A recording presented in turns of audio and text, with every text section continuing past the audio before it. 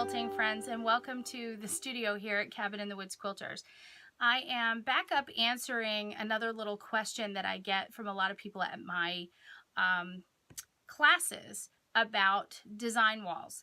So I talk a lot in scrap quilting about how your design wall is your absolute best friend, and I do mean it. You can put all kinds of things up on the wall and move them all around, especially when you're scrap quilting, when you're using one of my templates to cut some pieces out. You can move things around and really see what it is that you're missing and where the holes are and add little pieces here, and it's kind of your background for creating your major masterpiece. But what if you don't have a lot of space for a design wall? Well, I totally get that.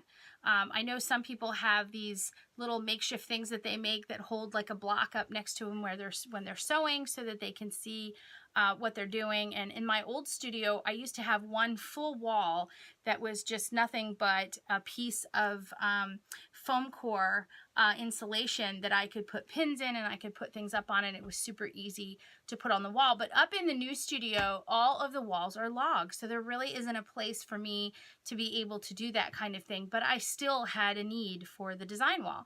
So in a discussion in one of my classes, I happened to mention that I had a design wall that went up into the ceiling, and everybody kind of looked at me like, what are you talking about? Is it automatic? Is it really hard to get? No, it isn't hard to get.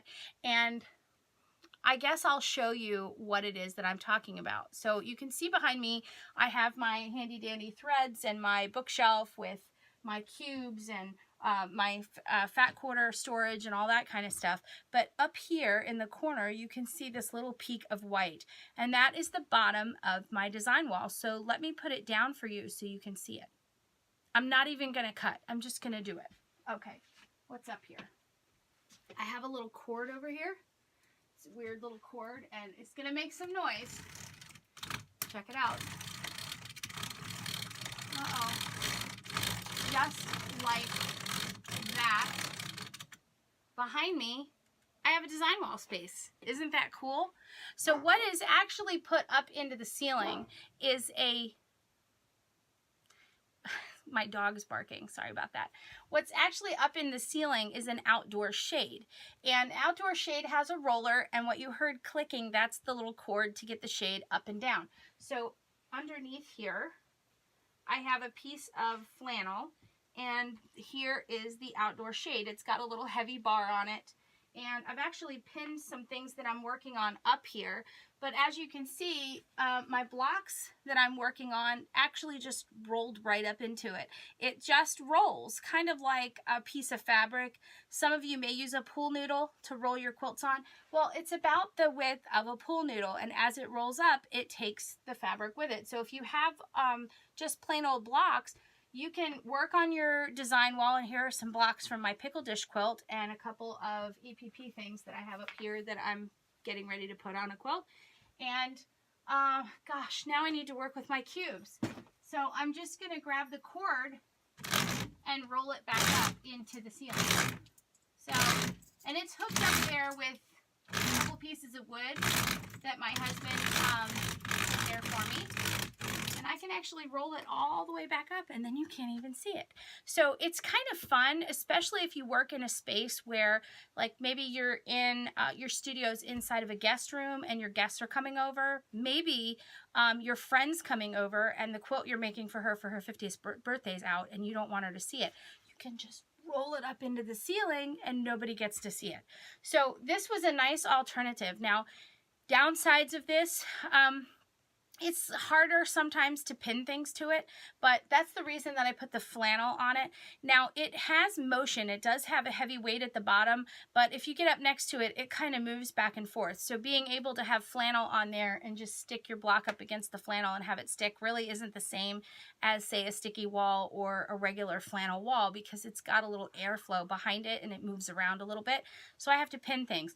But because I have the flannel pinned to it all over, I can just pin blocks blocks to the flannel, and it does work really, really well. And then again, it just rolls right up into the ceiling. And so when I'm ready to work on my project, I can just roll it back down. Now I have a tendency not to put things up in the ceiling and leave them there for very long, but I have to say quilts don't stay on the design wall very long for me.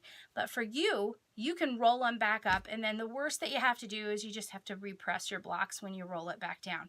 So, but they're not going to be wrinkled beyond belief, and if you get that really cool pressing mat, who cares? It's no big deal. So here's a really cool alternative for a non-dedicated sewing space. If you have a place where you can just put this sucker up, and let me show you what it looks like when it's all the way up. Okay, this is such a weird above selfie. I feel like I'm taking a photograph of myself, but let me roll it up. Oh, look up there. Okay, and the only reason that you can see anything on my design wall is because I have a piece of fabric and a couple of blocks kind of poking out of the bottom. But you see how cool? It's just attached to the ceiling and it's just up there. Mine's brown. I don't remember what colors they have, but it's just an outdoor shade. And it's made of sort of a vinyl type material, but it's got little holes all over it, so it's really easy to pin to. Oh, that's so much better that you're not looking up my nose to see what's going on. But hopefully that's a really cool tip for those of you who don't have a dedicated space for your sewing room. And if not, there are a lot of other